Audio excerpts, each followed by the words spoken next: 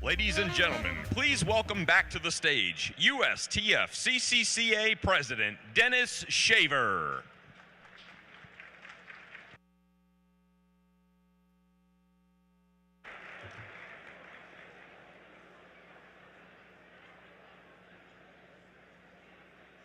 Well, welcome everybody. It's awesome. It's a great night. Room's full. We really appreciate everybody attending tonight's special ceremony to induct these great individuals and coaches and mentors into our Coaches Association Hall of Fame. I'm also happy to mention we have several Hall of Fame members with us in attendance tonight, and I'd like to recognize them quickly. If you could stand, if you would please stand when I call your name, and if we could hold the applause until I've introduced everybody, be greatly appreciated if you'd remain standing. Al Carias, Terry Crawford, Chris Daymont, Curtis Fry, Mark Guthrie, Lance Harder, Pat Henry, Brooks Johnson, Vin Lanana, Craig Poole, Deb Verkauchen, Dr. Joe Vigil, George Williams, Gary Wilson, and John Zupak. Welcome.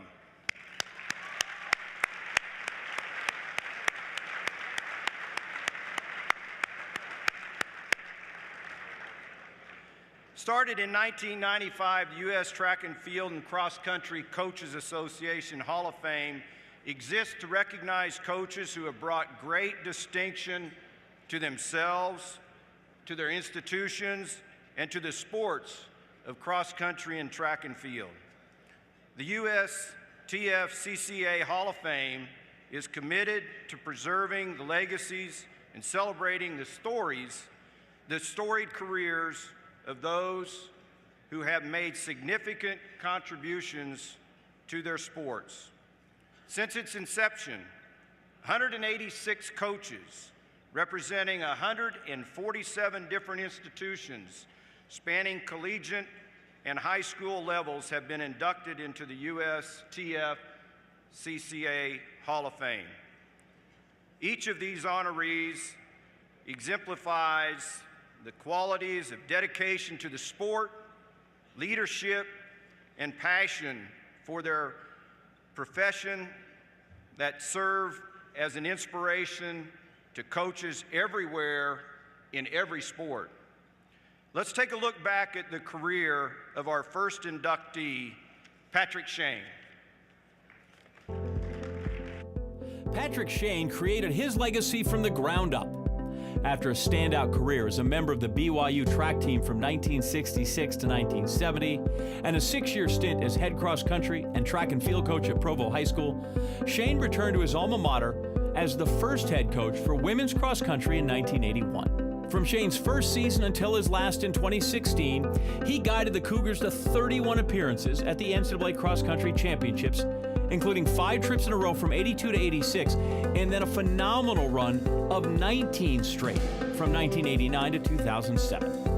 Under Shane's direction, the Cougars reached the pinnacle in the 1990s and early 2000s when they won 4 national titles and finished runner-up additional 3 times. There was no team more dominant in that era than BYU's 2001 squad. The Cougars outscored NC State that year for the national crown by 86 points. In all, 30 women earned a total of 51 cross-country All-America honors under Shane's watch. Needless to say, BYU owned the course in conference and regional competition. Shane's Cougars won 24 conference championships and 16 regional titles in his 36 years. Shane also served as the distance and middle distance coach with the women's track and field team at BYU and was the head coach of the program from 2011 to 2013. It was in 2011 when the Cougars swept the indoor and outdoor team titles in the Mountain West Conference. During his time in Provo, Shane coached 66 women to All-America status, and among them, they counted 150 citations. Out of those 66 women, 9 won individual NCAA titles, with the first coming in 1983 when Aisling Malloy won the indoor mile, and the last in 2012 when Nichelle Mackey completed the indoor-outdoor sweep of the 800-meter races. And Shane's passed his coaching legacy onto his son, Chris, who is the head cross-country coach and distance coach at Eastern Washington University. USTFCCCA Hall of Fame class of 2017, Patrick Shane.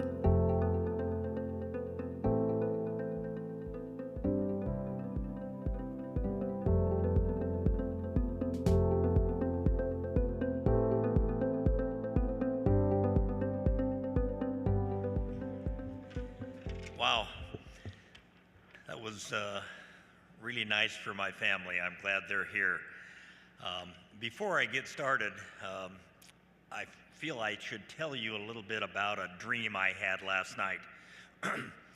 Many of you were here in 2015. I don't know if it was here, but at the convention in 2015 when they had the Hall of Fame inductees speak. And during this dream, I was sitting towards the middle, and I was enjoying Gary Wilson's 30-minute oration where he pretty much mentioned everybody he knew in his life. and I had a little tap on the shoulder, and I was asked by an angelic person to come with them, and I didn't really want to leave, but because my buddy Gary was speaking, but I did. I went out, and we went up a large set of stairs into a large, spacious room, and it was white and beautiful. And I said, and there were these big stopwatches all over the walls and in the middle. But they were different stopwatches. They weren't electronic stopwatches. They were round. They had a big, like a second or a minute hand and some of them were not moving. They were like they were broke. And a few of them they would tick, and then a few minutes later would tick, and some of them were moving fairly quickly. And I was kind of puzzled by that, and I was looking up. I recognized some of the names, and the person that had brought me to the room said, "Do you have any questions?" And I said, "Yeah. What's up with the stopwatches?" And they said, this is sort of coach's heaven, and every coach has a stopwatch with their name on it here. Would you like to see yours? Oh, no. And then I said, well, why aren't some moving, and why are some moving more quickly? And I was told that every time a coach did something bad or had a little swear or had a bad thought, that the big hand would move. So the person said, well, would you like to see yours? And I said, hell no. And the person said, well, your clock just took a big move.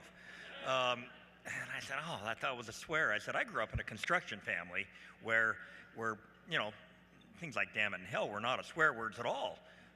In fact, I thought my first name was damn it until I was about 4 years old. Found out it was Patrick. So anyway, I didn't want to say mine. But I said, I would like to. I've got a good buddy that I've always looked up to, Lance Harder.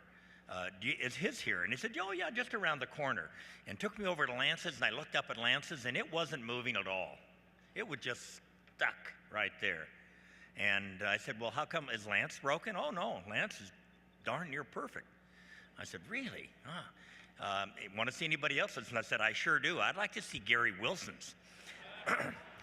And they said, we're so sorry, but we had to take Gary's downstairs. It was moving so fast, they use it down there for a fan. So I bring that story back. I hope you're not here, Gary. I bring that story back just to let you know that I don't plan to go over, okay? And I don't know that many people. I want to congratulate first of all, the inductees that have followed me, that have come before me, my predecessors.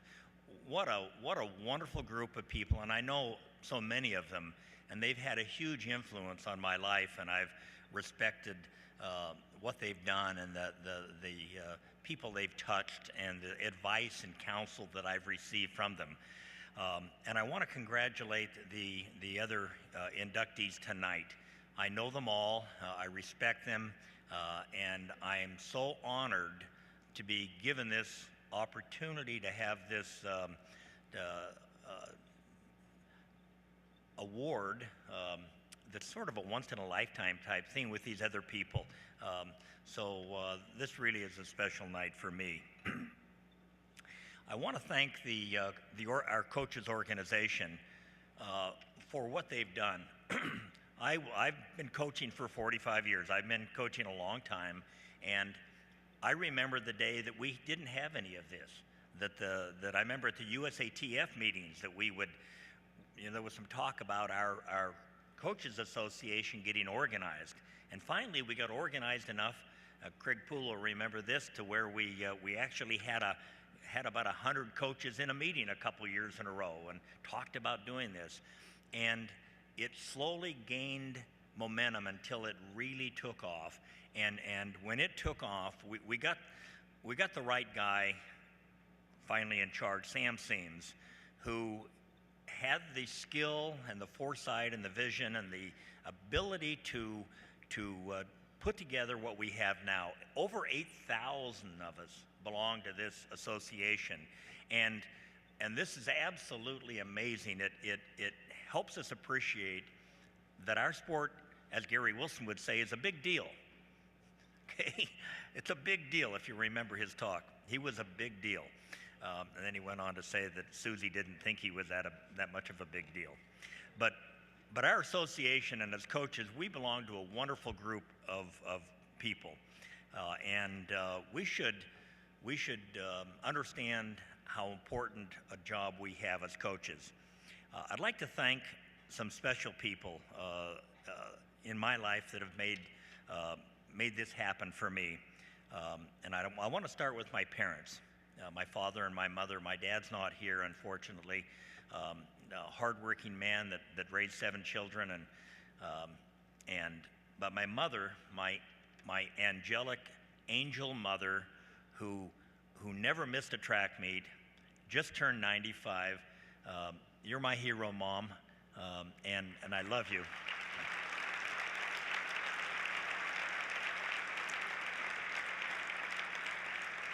I can't imagine a better role model for me, my brothers and sisters, my children, my grandchildren, great-grandchildren, than my mother, who just has got the best attitude in the world. Okay, when you get a little older, you have pain and life isn't so good, but she never complains. She lives by herself, goes out in the garden and has a big garden in the backyard every summer and cans a bunch of fruit and garden stuff, beans, and goes across the street to the church every Sunday, and just is an amazing role model, and I owe so much to her. I can never repay her. I want to thank my brothers and sisters that are here at the table sitting with me for their willingness to come and at some expense and from some long distances to be here with me and to support me in this recognition and this honor. I so much appreciate it. And for the second table with my children and grandchildren, for my oldest daughter, Heather, and my daughter, Megan, my son, Chris, and my son, Dane, and for their husbands that are here, and for my grandchildren, my 6 grandchildren, one of which is not here. He's on a Mormon mission, if you know much about those guys that knock on doors. And of all places that he could be, he's right here in Gilbert, Arizona. And can you imagine they wouldn't let him come to this? I was shocked. And of course they told me, well, he would probably start crying when he saw his mother and want to come home. So I guess they don't let missionaries do that. But I wanted all my grandchildren to be here. Maybe they're recording this and they'll be able to give me a copy. I have to mention my coaching mentors. The first of which, Clarence Robinson, who was my coach and coached at BYU for like 42 years. They've named the track after him. And what a gentleman, what an amazing example of a coach. He's why I'm coaching, okay? He is the reason I'm coaching. I loved him so much as a father figure and how he helped me when I needed him, and he made a huge difference. He got me my first job at Provo High School and got me back into school when they kicked me out. And I won't tell anymore, I don't know if my mother knows all this stuff, but what a gentleman, and he had a huge influence in my life. And then Craig Poole, Dr. Craig Poole, who's here, who's also an Hall of Fame coach, he and I started the women's track and field and cross country program at BYU in 1980. We came together, and I would not be here if it was not for him and for his help, for all the kind things that he did, covering my back, helping me through, helping me understand. And then when I finally ended up, he finally left and retired, and I ended up being not only the head cross-country coach, but now the head track coach. I really understood just how much he knew and did, and how much I missed him. Craig, thank you so much for all you did. And then for my good buddy, Dick Legaw, who was a teammate of mine at BYU. I knew him before he had met his wife. I named my second daughter after his wife, Megan. We were teammates, we were good buddies, and he was in the Air Force, and his last mission was Desert Storm. And when he got done, we needed a throws coach. L.J. Sylvester was our throws coach, but he was also a professor at BYU, and we needed a throws coach. And so I mentioned to Craig that, what about Dick Legaw? And he said, well, I don't know him. What do you think? And I told him he'd be great. And he said, well, talk to him, see what he thinks. And I talked to him, and as things worked out, his dream was to come and coach at BYU someday. And so for about 19 years, we had Coach Legaw coaching with us. And I'll tell you what, we were an awesome threesome as a coaching staff, coaching the women. We won lots and lots of honors, and we had an opportunity to affect the lives of young people, all three of us, in wonderful ways.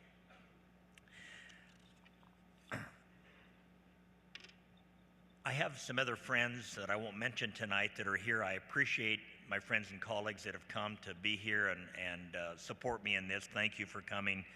And I would be remiss if I didn't mention the hundreds and hundreds of athletes that I've had the opportunity to coach and mentor.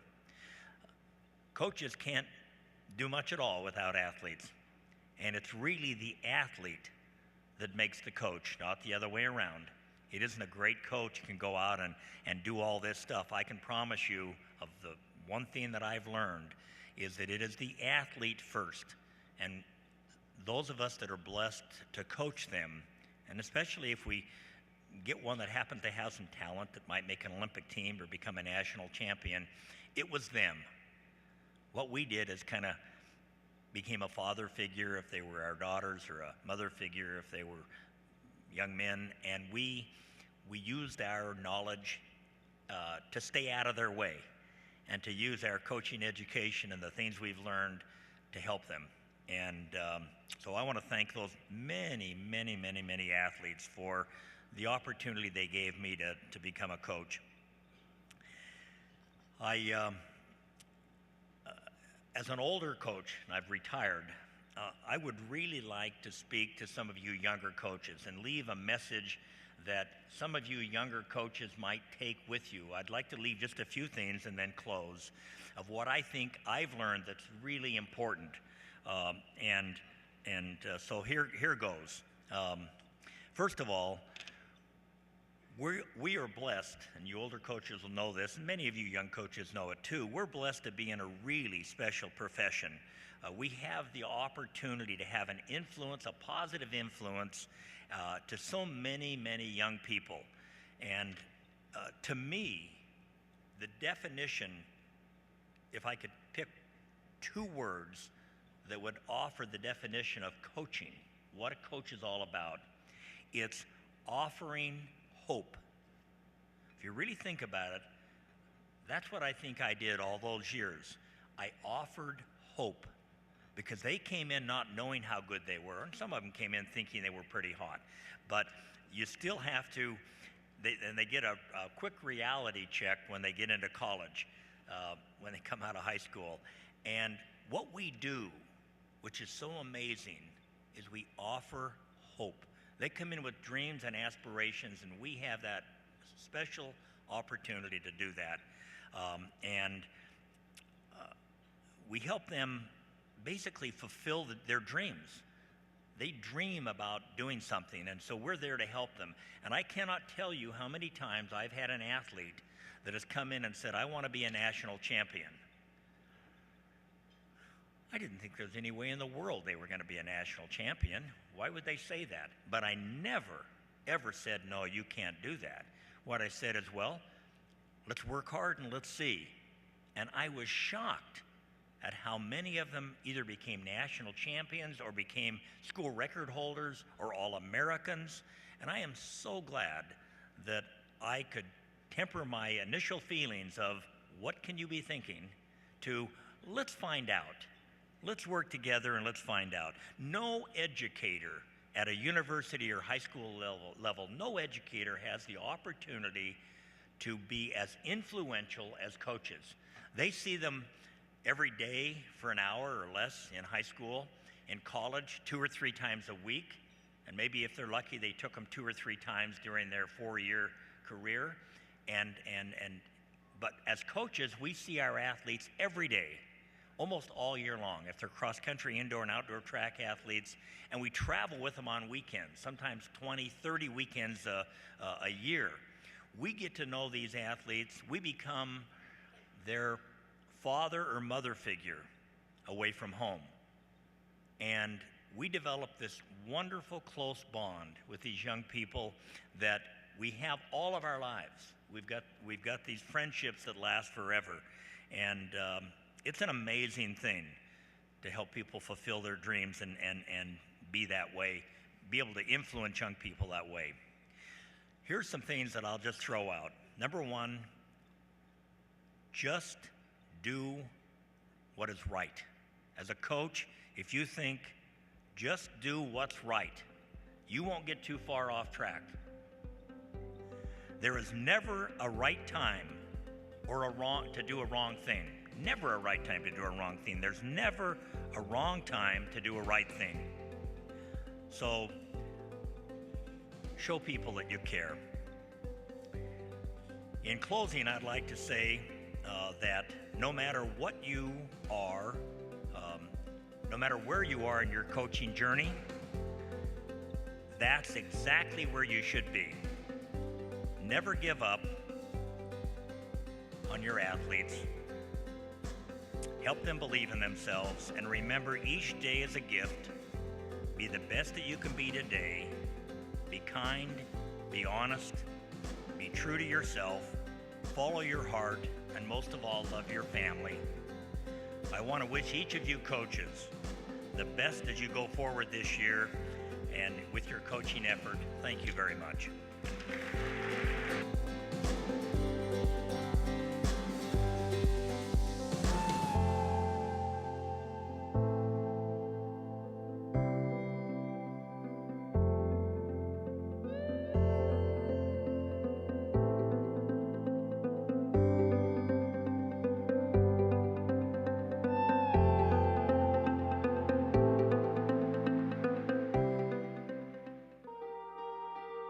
Coaching cross country and track and field wasn't Jack Hazen's first choice.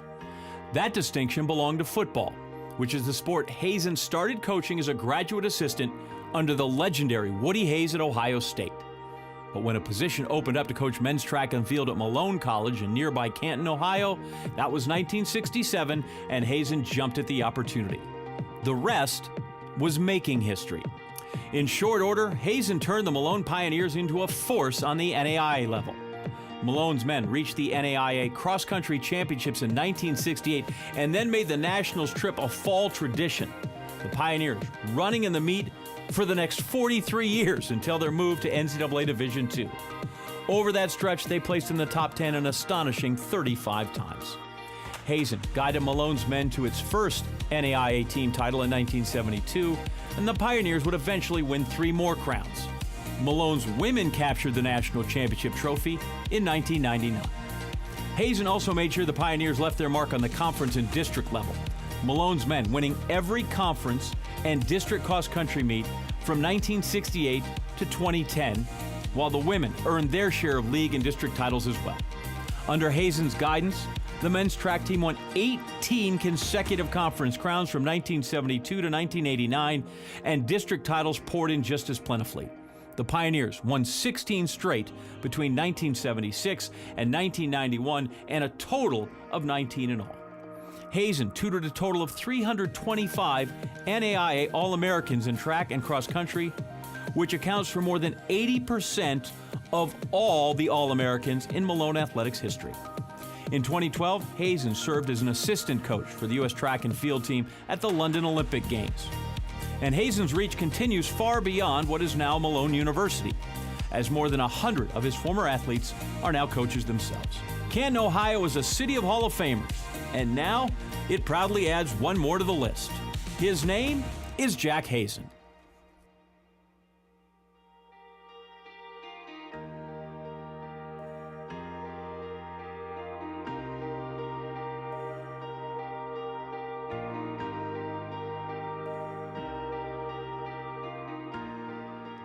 Well, thank you very much, and I want to first of all thank the selection committee and Sam Seams and his staff for making this a great experience for me. And it's such a great honor. It's simply a great honor to be inducted in this class with the same people on this stage that I look up to and respect very much. So congratulations to you, Amy and Fred and Pete and Bobby and certainly Patrick. This is a great honor, and I appreciate it very much. Sam, I think I may have been on the first executive board or the first board of trustees of this organization way back in the day, and I never dreamed that it would someday be what it is today. And under your leadership has become one of the finest and one of the classiest sport organizations in the world. And so I thank you for loving our sport so much, Sam.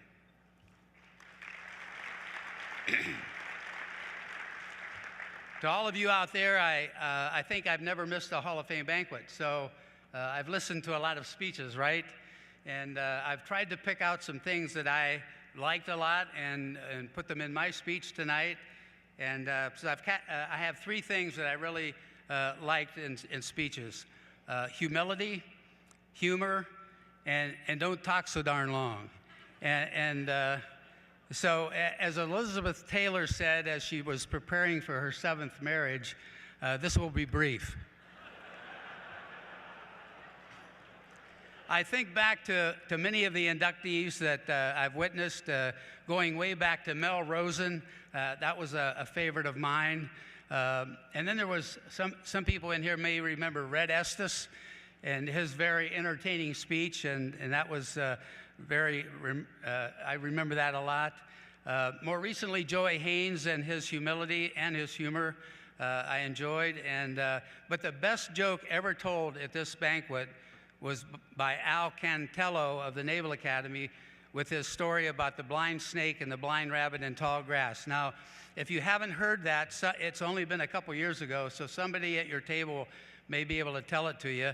Is Al here tonight? Al could tell it to you. If you don't get it told to you, see me afterwards and I'll be happy to tell you about it. My attempt at humor is going to be, I think, something that I received from a speaker at this banquet, and I can't remember who it was, but it's the 5 stages of old age. And as I approach my 78th birthday, it has more meaning to me. The first stage is you forget people's names. And the second stage is you forget people's faces. And so if I pass you in the hall this week and I should know you, yell at me. I'm not stuck up or aloof. I just didn't remember your face. The third stage is you forget to zip up, and the fourth stage is you forget to zip down. And I can't remember the fifth.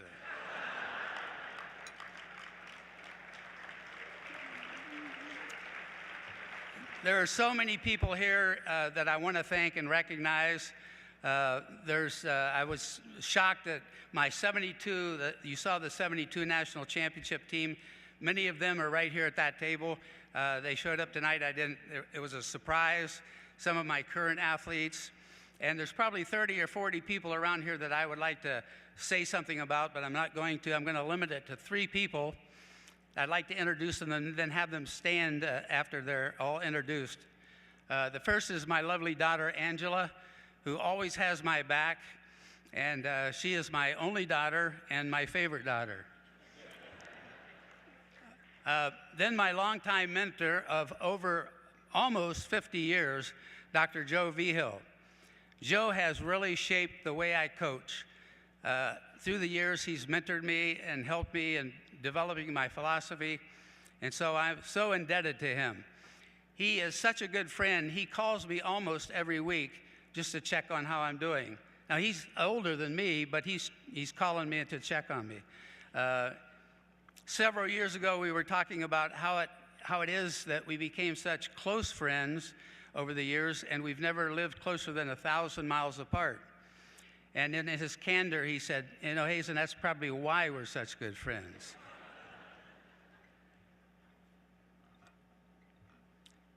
I'm so honored and blessed to have served at a godly college for over 50 years. And I do today what I've always done and what all of you do all the time. We recruit high school kids, and in 4 or 5 years, we teach them a little bit about track and field, and we help them mature and become adults. And then we see them go out as doctors and lawyers and nurses and teachers and a few professional athletes. But what a great profession we are all in. What a great fraternity this is. I would like to, at this time, have Joe and Jill and Angie stand up and be recognized.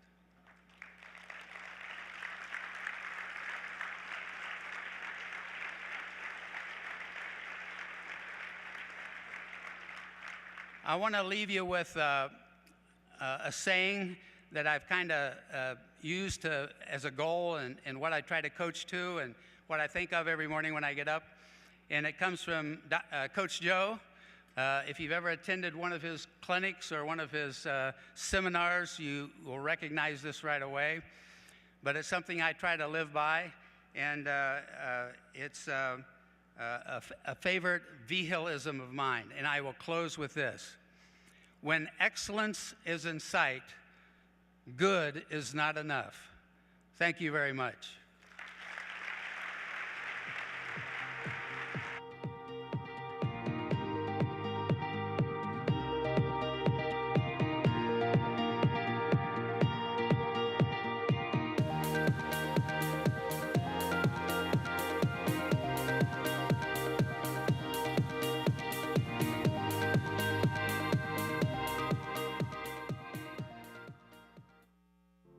Coaching any sport for almost 30 years is a feat unto itself. Lasting that long in the profession with the same program is evidence that one must be doing something right. Amy Deem has been a fixture at Miami since the West Virginia native was named the women's head track and field coach in 1990.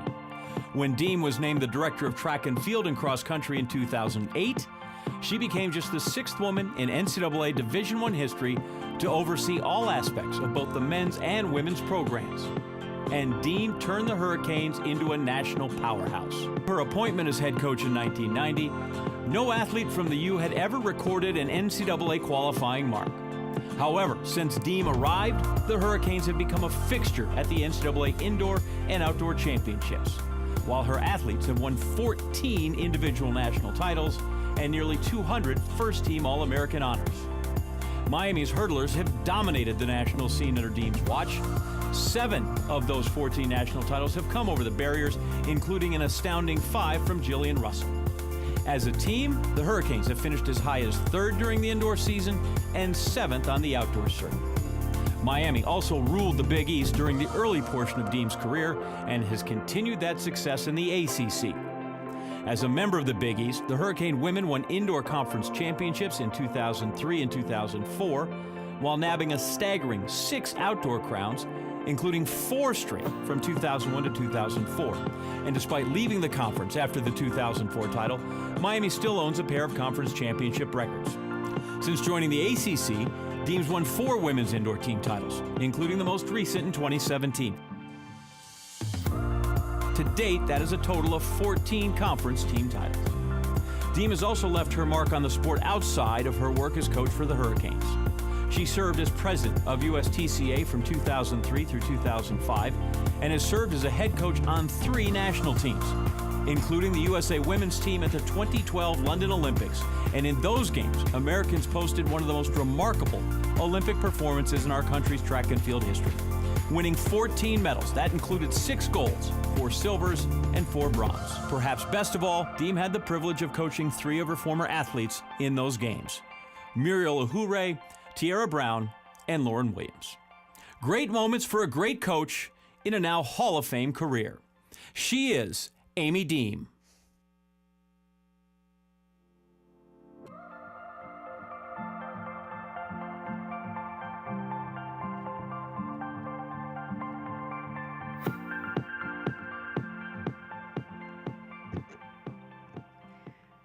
Good evening.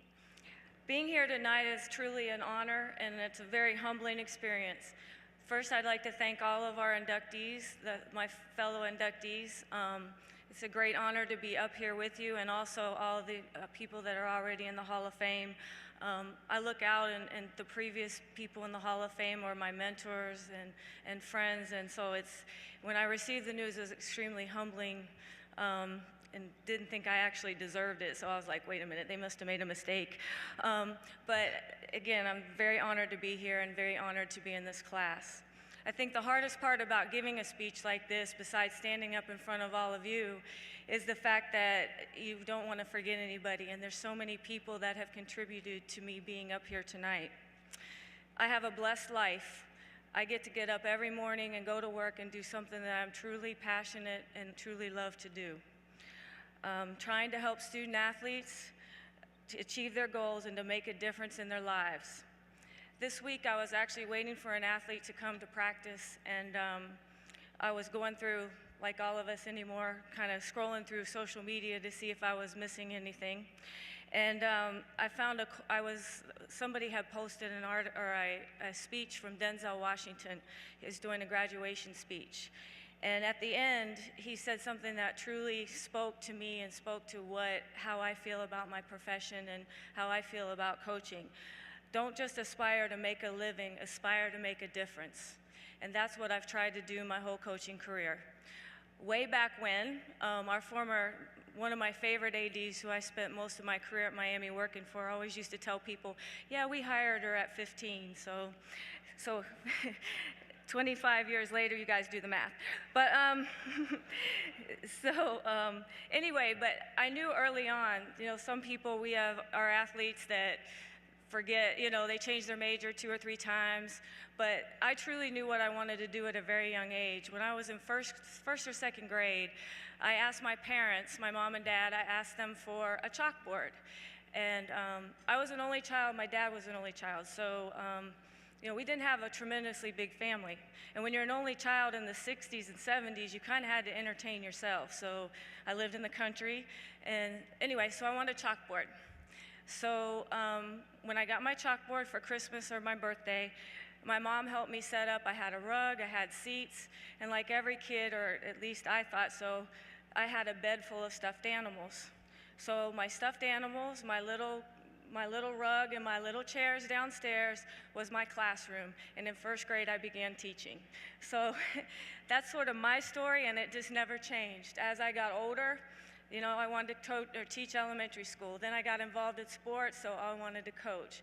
So as I got older, it just kind of went through the cycle of, okay, I had a wonderful middle school coach, then I wanted to be a high school coach, and then I guess the rest is history. But that's sort of my journey to being here tonight, was always knowing that I wanted to make a difference in young people's lives and to teach. So the rest of it I didn't actually envision growing up in a small town in West Virginia. I want to thank somebody, a couple people that were really, really instrumental in me being here tonight, and that's my parents. We lost my mother a few years ago, right after the Olympic Games. But she was a tremendous person, and I know tonight she's watching over us. And then my father, he is the reason that I am who I am. He and my grandmother had a family business, so I learned hard work and dedication and to be extremely honest from him. He's been my biggest inspiration. When I was 16, he was not my favorite person in the world, and I don't think I was his either, but I learned a lot, hard work and dedication, and he is my toughest critic. So I can't tell you, when you walk out of a track meet and you're one leg short of a 4x4 and your dad said, "I keep telling you, you need more quarter-milers on your team." Yeah, not quite what you wanted to hear right at that time. But he's been a tremendous inspiration to me, and I'd like him to stand because he flew in from West Virginia just to be here tonight. So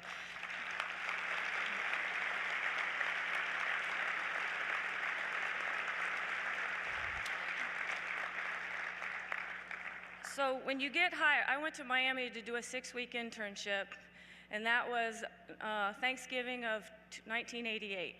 And today I'm still there. So I was supposed to go home.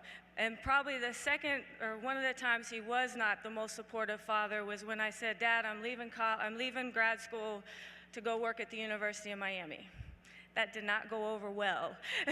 Small town girl moving to Miami, he wasn't really feeling that one. But I think today he's proud of my decision and proud of how it all worked out.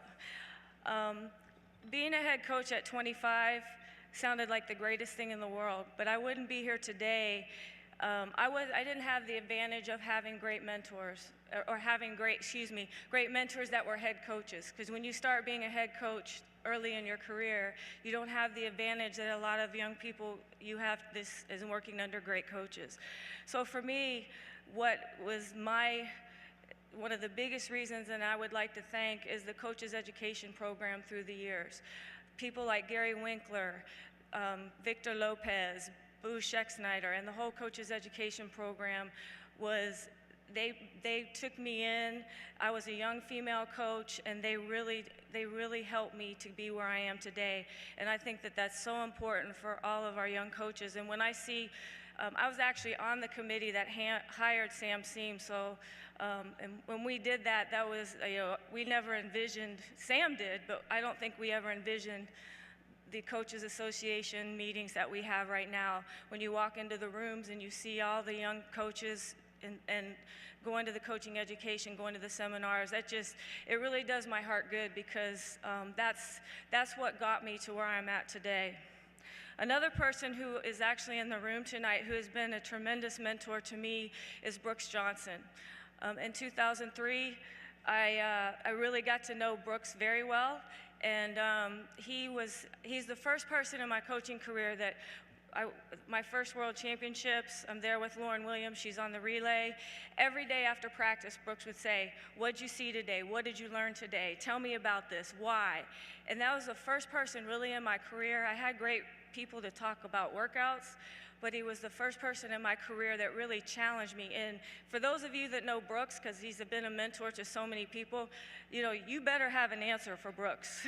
There's no and to the first time I see him, he doesn't say, "Hi, Amy, how are you?" He's like, "How's your freshman class? How was their fall?" So that type of challenge he's been tremendous to me. He's been an advocate of females and coaching, and he's just somebody that's really meant a lot to me over the years. Some people, the biggest thing for me is coming from a small family, leaving West Virginia. The University of Miami has become my family. So there's so many administrators, so many people, starting with Sam Jankovic, who gave a young girl from West Virginia at 25 an opportunity to be a head coach, to all my administrators today. They've been tremendous. I can't tell you how much they support. And I would just really like to thank the University of Miami. I know we all say it as a school, but it is my family. It is my family, and I think that's why you stay somewhere as long as I have. I've been fortunate to be at the same institution, and I would really like to thank those administrators. I'd want to give a special thanks to my current administration, Blake James, our athletic director, My sports supervisor who is here today, Sherelle Jackson, who actually ran at Bowling Green. So how many of us would love to have a sport administrator who actually ran track in college? So that's phenomenal. And then our support staff. I think we all know that, we don't get to where we are without great trainers, great academic people, and I've been fortunate to have many of them over the years. The next group of people I would like to thank is my assistant coaches. When you coach for 28 years, you've had many coaches come through your door, and I've been fortunate to have a lot of great young coaches. Sometimes I think Pat Henry and Dennis Shaver let me try them out, then they come steal them from me, but other than that, no. I've been very fortunate to have some great coaches, very fortunate to have some coaches young in their career, being able to watch them. Starting with Steve Rubin, who was my first coach, who's been a head coach. He's a head coach now at Amherst. Jim Van Oudegem, who's a head coach at Oklahoma. Those things, that's kind of why you do it. I didn't have mentors or have head coaches, so for me, the opportunity to be able to help young coaches improve and put them in positions to eventually be head coaches is something that makes me very proud. I'd also like to thank my current staff who is here tonight, if they'll stand. Since we've combined our programs, just being able to have this great staff, and I just really appreciate all the hard work that they do and all the support. I think we know that we're only as good as our assistant coaches, and we're only as good as our staff. So to have them here and the support that they give me is tremendous, and I'm happy to have them here. The biggest thing I think is why we all do what we do as our student athletes. I am so blessed to have coached so many student athletes, and they are truly why I'm up here today. I think we're only as good as our student athletes. They challenge us. They challenge me every day to be better. You can't get up and go to work and not be inspired. Our student athletes feed off of us. So for me to get up every day and to try to make a difference in young people's lives, that is really what fuels me and what makes me happy. And but yes, they push me to be the best that I can be every day, and that's why I'm here. And Lauren Williams once told me, she told me like 10 years ago, she goes, you know what? We're sitting in a track somewhere, and she goes, you're going to be the female version of Brooks Johnson. I was like, oh Lord. And I think what she meant is, I'm going to be 70 years old and sitting in the stands from the beginning of the track meet to the end. And it was truly a compliment, but I don't know, 25 more years, that's a long time. So. I'd like to thank all my peers in the room for all your support. The relationships that you build in this sport are tremendous. Yes, we're competitive. Yes, we like to beat each other, but also I think that you develop great friendships in coaching, and also that it's you're a tremendous challenge. We go to work every day because if you're not doing your job, all of you are, and we're going to get our butts kicked. So. I applaud all of you for what you do, and I appreciate everything. Again, I'd like to leave with one thing, and that is what I really truly believe, and it is just don't just aspire to make a living, aspire to make a difference. Thank you.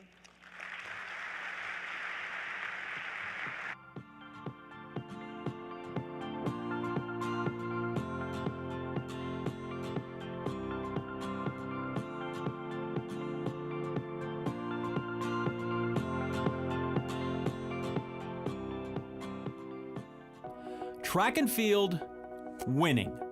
Bob KERSEE is an expert at both. The former UCLA and Cal State Northridge coach was a mainstay in collegiate track and field for more than 30 years.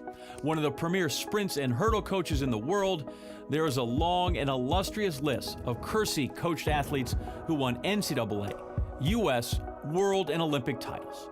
After graduating from Long Beach State in 1978, KERSEE moved on to Cal State Northridge for his first head coaching job. The Matadors won AIAW Division I national titles in his first 2 years with the program.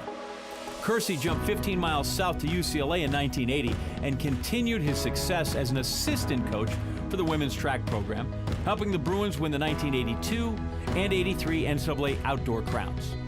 Those UCLA teams featured the likes of Florence Griffith, LaShawn Ned, Sherry Howard, and Arlise Emerson, each of them winning individual NCAA titles under KERSEE's tutelage.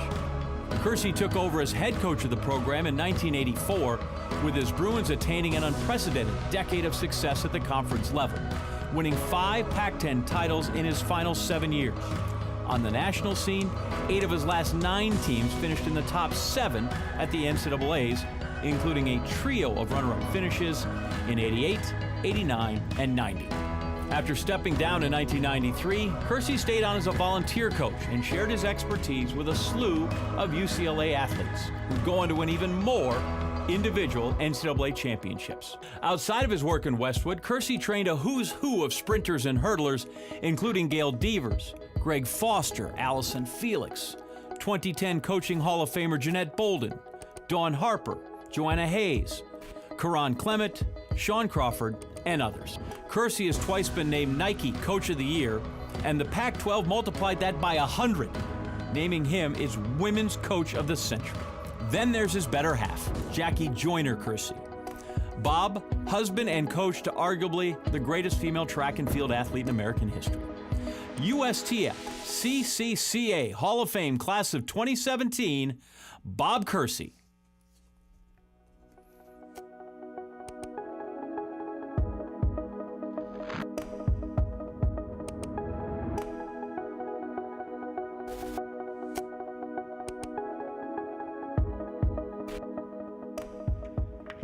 First, giving honor to God. It's a blessing to be here tonight. I can't believe it. 50 years ago, I was the youngest coach in this room. Now, I'm kind of getting a little gray. To Amy, Pete, Jack, Fred, and Patrick, congratulations for your Hall of Fame award acceptees. For all the past Hall of Fame coaches, I just say it's an honor to be up here. I know a lot of everybody out there in the room. I don't have the same Brooks Johnson story that Amy got, but if you want to hear mine, you can see me in the lobby. Because I got some Brooks Johnson, well, anyway. Okay, I said I wasn't going to badmouth anybody, but Brooks Johnson is a good one to badmouth, so I start off with him. No, but it's an honor, and I have some great athletes that I've been blessed to coach. I'll be honest with you, in 1968, I didn't believe I would be here. I thought I'd be in prison. My mama passed away. I was 14 years old. I was acting a fool in the streets. And if it wasn't for coaches, such as Coach Masatani or Dr. Rose and other coaches that came into my life once I was in that deep hole to really help me through those hard periods. And once again, I want to give honor to all the coaches past and present and those in the future, especially some of the young coaches. I'm not going anywhere, by the way, young coaches. So you got at least one more Olympic game before you guys try to get rid of me. But we just have some great coaches that has been able to be blessed with great families, be able to trust in having trust in families with their young adults coming to us, and once again trying to be that father figure, that mother figure, that uncle or cousin, or whatever it takes to make them realize their goals. I have to recognize 2 great athletes that came out here to sit at my table, Michelle Perry and Joanna Hayes. Can you stand up, please?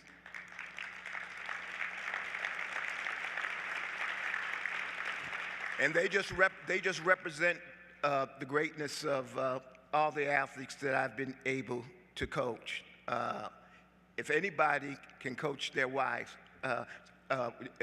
for a heptathlon, yeah, Brooks, I give you credit on that one. Brooks helped me out with Jackie on that one. So, but it's just been a blessing to have a wife like Jackie Joyner KERSEE that that stand by me and support me in my career. In closing, I just want to say, like you're talking about being humble, I'm truly humble. Like I said, back in 1968, I didn't believe I'd be here. But in recognition of all the coaches, there's one coach that I have to say that it really was my mentor, was Ed Temple. Ed Temple took me on as a young coach. When I first had athletes make the Olympic team, Coach Temple talked to me about being a young coach, about dealing, with international talent. And I remember with my team from Northridge at that time, a couple of them made it, and we're in, it was the boycott year, 1980, and they came to me and said, Bobby, what you want us to do? I said, you see this man over here? His name is Ed Temple. Whatever he tells you to do, that's what you do. Because if I'm going to sit here on this wall, I'm going to watch greatness. And Ed Temple was one of the greatest coaches in my lifetime to ever help me out to be the coach that I am today. So congratulations to everybody. God bless. I thank everyone that's been in my life. And I just appreciate this great honor tonight. Thank you very much.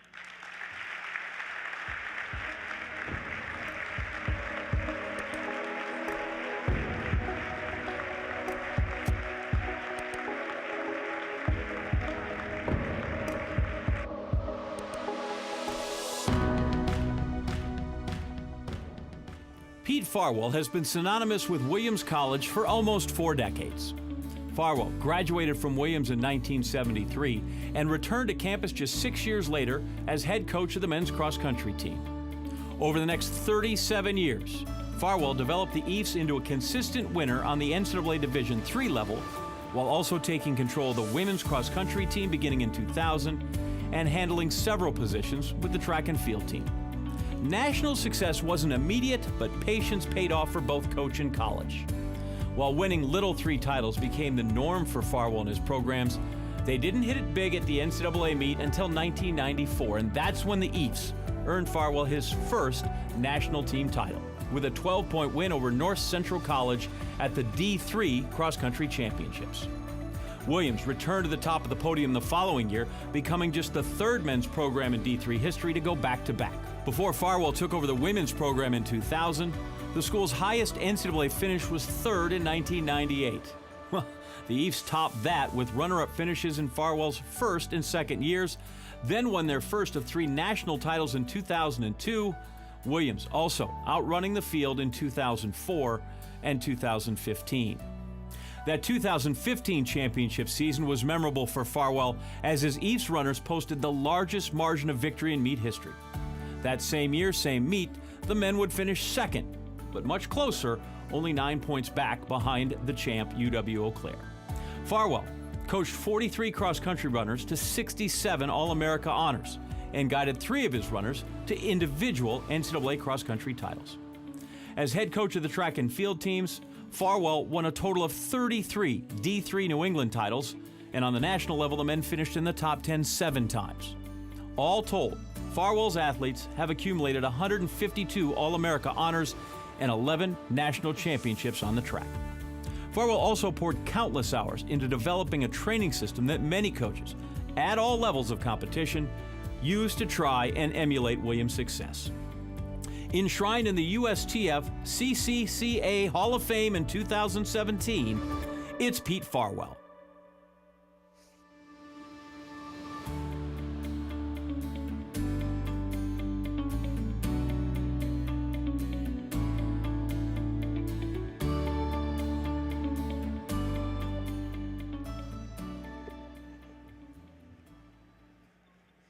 You may have seen a big stuffed teddy bear up there, which is a magical mascot of our team that's been with the team as long as I have, for 40 years, and survived all kinds of thefts and beheadings and things by rival teams. So I think my athletes that are here at the table enjoyed seeing that part. I won't reiterate, but I do want to express that I share the thoughts and feelings of the earlier talks, and I'm really excited for all the coaches here in the audience that we got to hear those, and the other one that's coming up. And I'm honored beyond belief, and thank the committee and the membership here for welcoming me into this incredible class. It's surreal to be up here with these 5 amazing coaches whose careers have reached such heights during their incredible time at their colleges and other levels of expertise in the sport. I am fortunate to have remarkable student athletes at Williams who, in addition to their high academics, put together not just individual efforts, but great team successes, and teams that collectively came together in so many ways and achieved championship victories, too. 5 of these exceptional athletes are at my table over here, all national champions or runners-up. I appreciate their loyalty now. Also here celebrating me are 5 coaches I now work with at Williams, and another dozen who coached with and assisted me and have moved further up the coaching ranks or in attendance here at the convention. I commend and thank all of them for their contributions and teamwork. Up here on stage, I feel a little like being at the Oscars.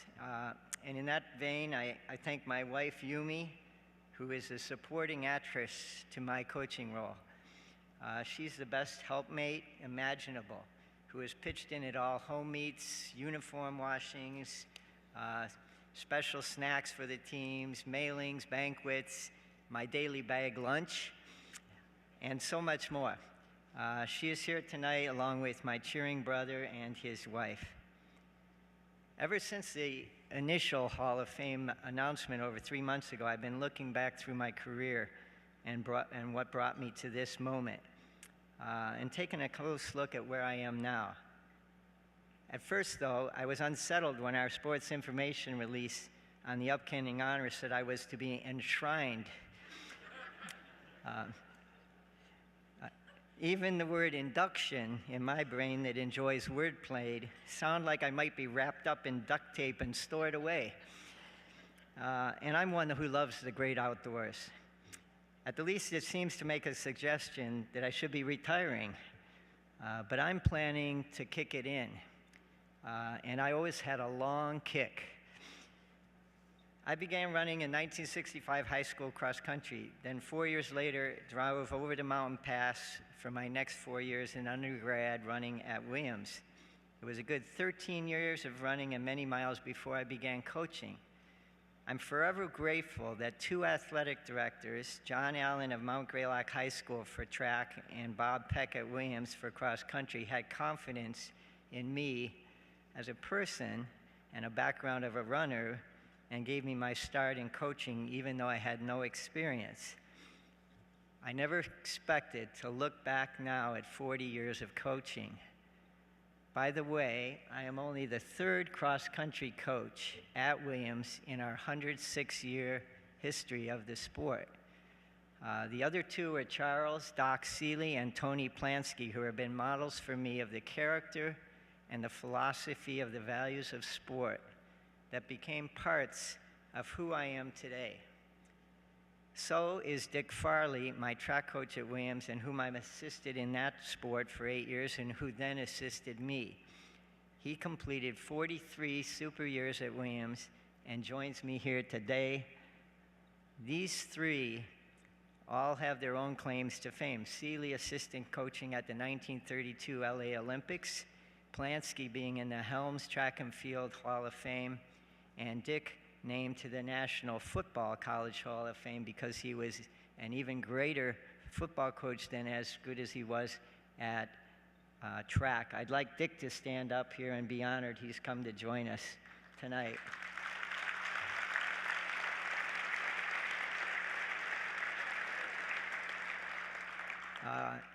My father was a corporate personnel director, and I'm so fortunate that he supported my embarking on a different path to grow in the love of running and competing, and then eventually into coaching. Athletics is a life-forming pursuit. Coaching is the most rewarding occupation, and we get to work with young adults who aspire and perspire, who are at once serious and joyful, who give us coaches life. They somehow have kept me young, even though I'm now classed as a senior citizen. At this stage, I look back and see how teaching is an important component of coaching, how I value the personal growth and non-athletic accomplishments of my students as much as I do their athletic ones. Somehow, my academic background in philosophy, math, and economics was preparation for this kind of coaching.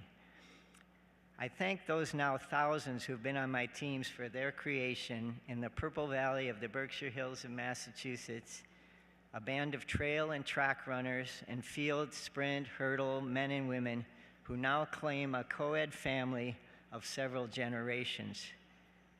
This includes a group called the Slow Boys, as self-proclaimed by themselves, and the back of the pack runners who put in just as much effort as any on our teams. Many EIFs run on well past their college years into their futures. Since 2000, I've written some haikus for the squad, and I thought I would just share one. Packing perfection, train tough and long, pace for place, true fens, many hugs. I appreciate these teams and my assistant coaches' acceptance also of my low-tech operation. I do no texting, no group me, and I don't even have a cell phone. Now, when the desk work and the deadlines pile up a bit, I sometimes contemplate retirement. But every time we have an exuberant practice or a heart-pounding meet, I'm positively reinforced, energized, and filled to the brim with joy, and the beat goes on. I have loved my running, nature, the teams, the college. I quote a Colombian runner I once sponsored for a year in at Williams, who always said, "This is the life." This week here, I have a credential, as all the coaches do, but mine is in gold. I'm reminded of my sabbaticals in New Zealand and Australia, where the motto there is good as gold. And I feel that's how a coach's life is. To you 1,600 or so colleagues here, I have these thoughts to share. Young coaches, I resoundingly recommend a career in coaching. Occasionally, I say that someday I'll get a job. It is seldom feels like work when there is the daily joy of being with our student athletes. Midlife coaches, have a youthful perspective. Even as your thoughts have matured and you've gained wisdom, there is no burnout. Be happy, as I tell my teams every day. Long-lived coaches, I commend you on all you have done in the sport. Keep enjoying every moment. Give thanks for such a life and kick it in. Oh, I've been timing this, of course, because we have a limit. And I have today here my old stopwatch. This is a real artifact given me 50 years ago by my father. At that point, it was state-of-the-art. And so Patrick referred to the old watches up in heaven. This will be mine, I guess. And it was accurate to 1/5 of a second. I think we now time in thousandths or even less. Right now it reads right on the 5-minute allotted time. Maybe in actual time it went over a little bit, but like me, it needs to be wound up a little bit more every morning. And by this time at night, it's slowing down a bit. But we are still ticking strong. Thank you.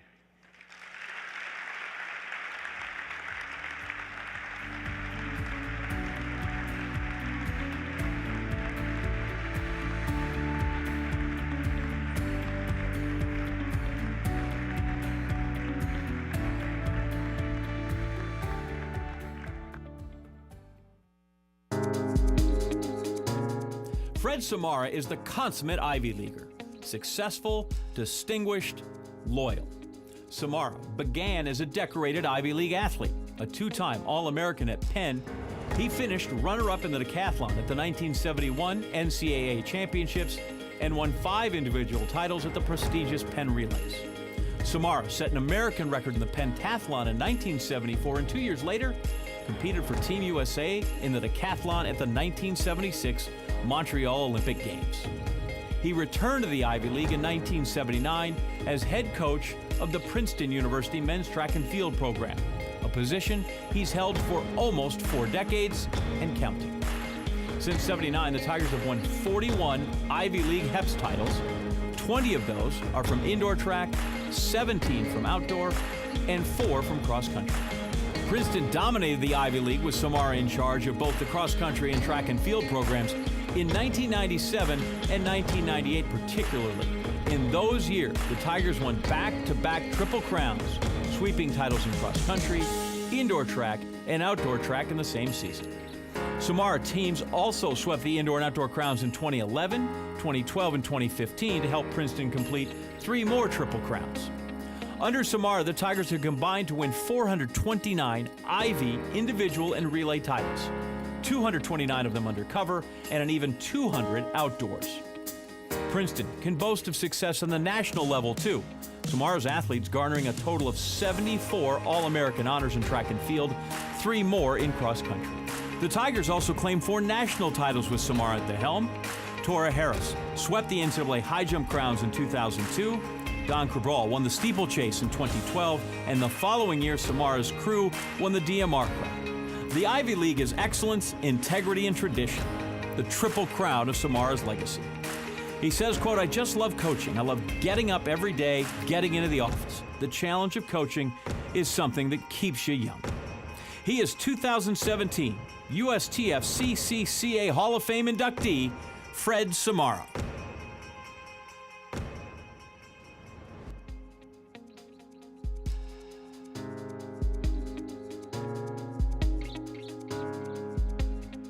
Well, I guess I'm the anchor leg. It's really a great night. It's tremendous to see all the people here. I was talking to Sam Seams. He says there's over 1,500 people here. And to echo what was said before, to see what this organization has become over the years, it's been remarkable. It's really an honor to be here with the other 5 inductees and to be in the 2017 Hall of Fame class.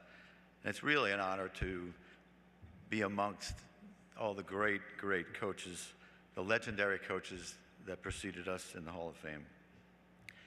As it said in the video, I can't wait to get up every morning to get to the office and coach. I'm not crazy about the office, but I love coaching on the field, and it's just a great thing. You know, I'm so appreciative to be an athlete, a former athlete, and a coach in what I consider to be the greatest sport, track and field. Let's go on here. I also want to recognize and congratulate all the coaches that are in attendance here. You know, I have so much respect for everybody in this audience because I know what everybody has to go through every day coaching all the athletes day in and day out all year long. So it's a tremendous, so congratulations to all of you. During my career as a coach and an athlete, I've been truly blessed and helped, and especially mentored by some of the greatest athletes and coaches our country has ever known. It was certainly their kindness and generosity to help me make me the athlete I was, the man I became, and the coach I am today.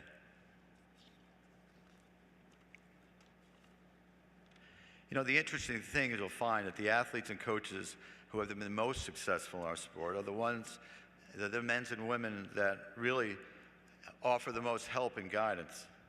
So when I was younger, it basically started with a coach when I was about 14 years old. His name was S.C. Fleetwood. This was a small, frail man. He was 82 years old, and he was about 5'7". He had gray hair. If he weighed 130 pounds, it was amazing. And he was a former pole vaulter back in the late 1889, 1890. And he would come to my local high school and he would coach anybody that was there. And that just meant so much to me, that this older guy just loved the sport so much, and it just stuck with me.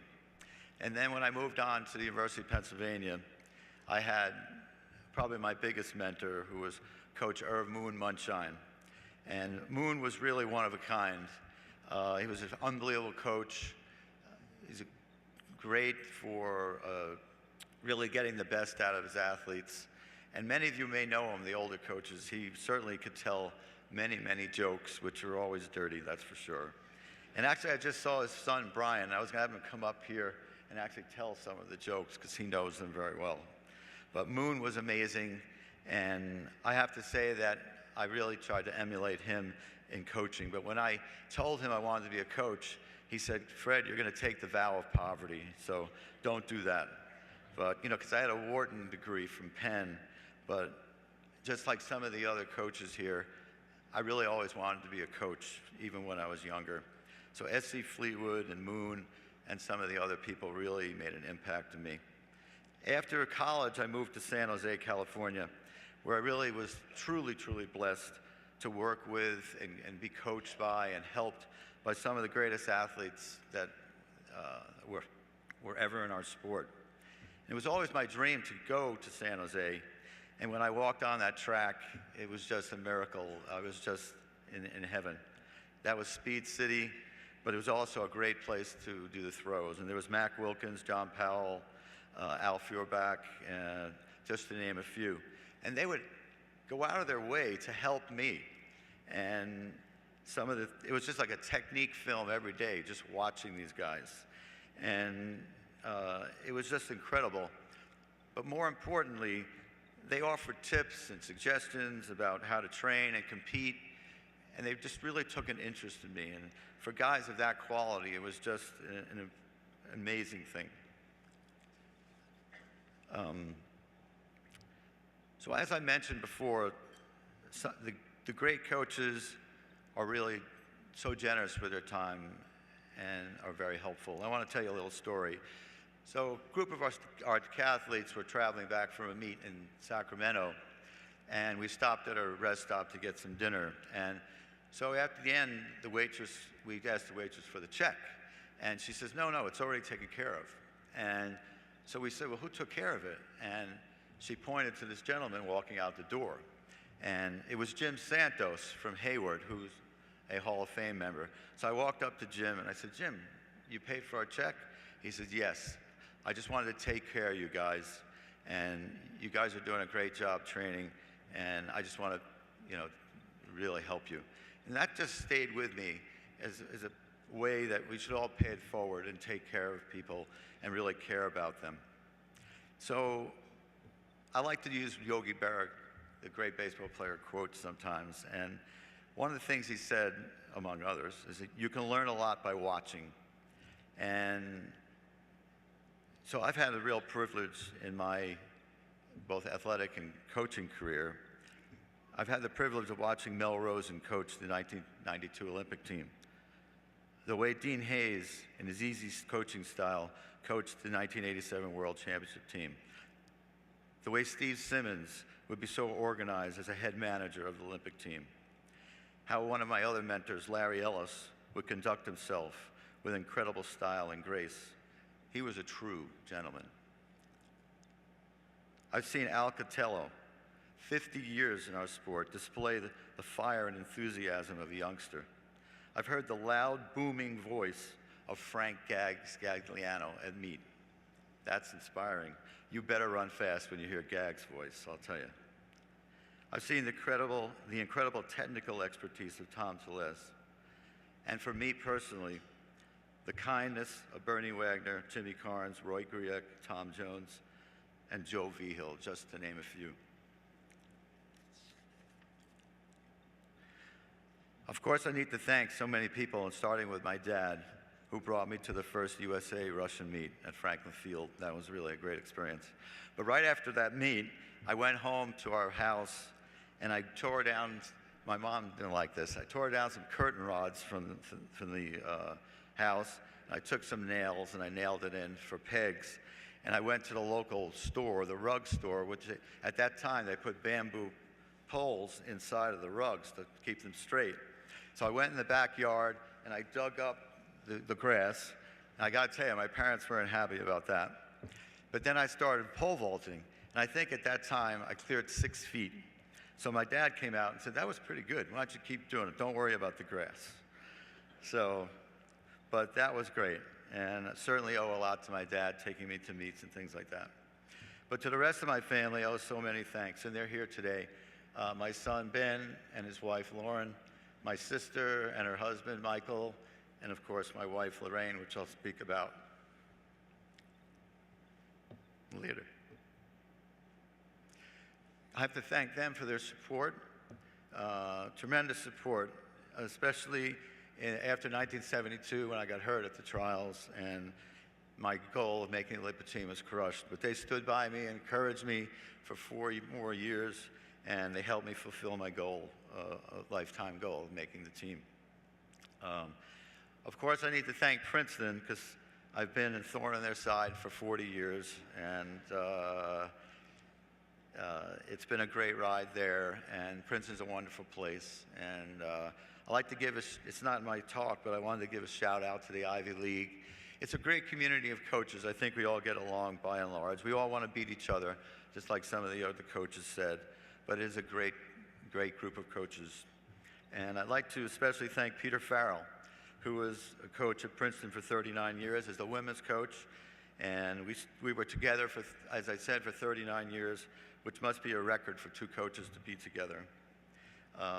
You know, it wasn't mentioned in the video, but I have to give a shout out, and again, congratulations to my best friend, Harry Mara. So I'd like to congratulate him one more time.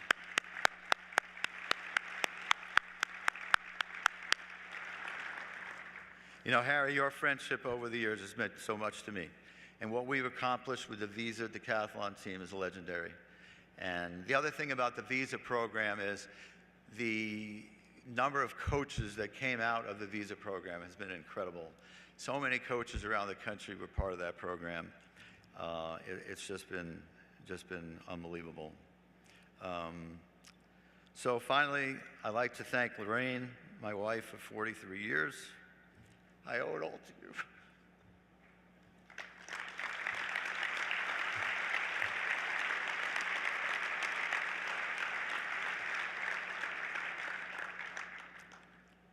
So when we moved to Florida, I just want to tell you something about Lorraine. She worked as a physical therapist at the maximum security prison at Stark, Florida. And she set up the first PT department there, and she worked with all these maximum security prisoners. And she came down home the first couple of weeks, and she says, "You know, I'm dealing with this guy, and he said, when he gets out of prison, he's going to kill you." Kill her, not me.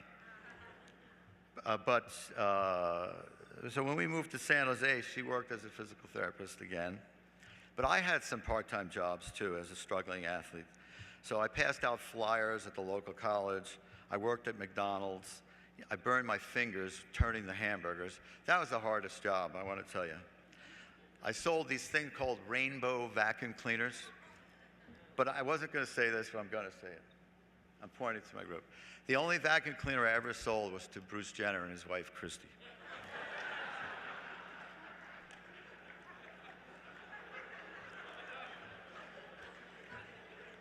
I quit the company right after that. They were really good vacuum cleaners, by the way.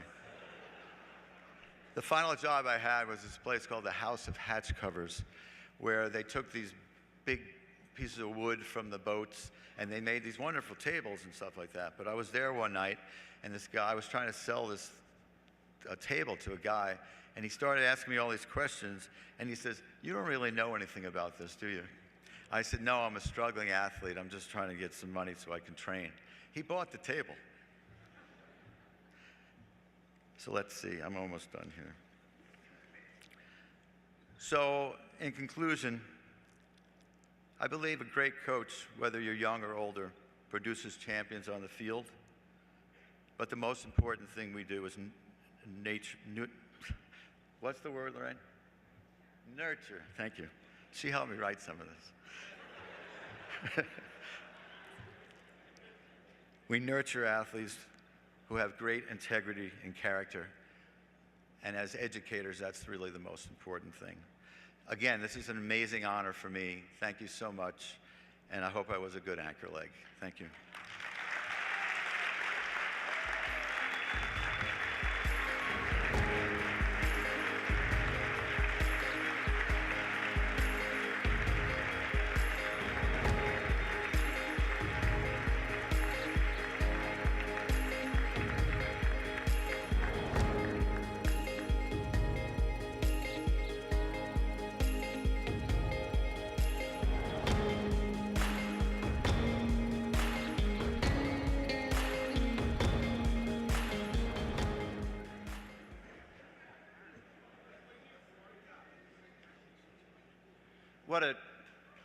What an awesome evening.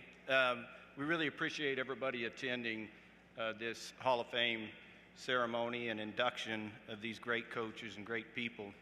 If we could, let's all give them one more big round of applause, please.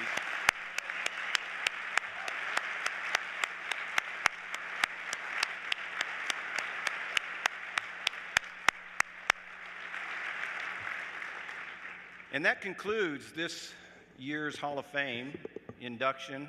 We hope everybody returns next year for next year's Hall of Fame induction. And with that, we're adjourned. And we'd like for all of the inductees to please come up on the stage for a photo op.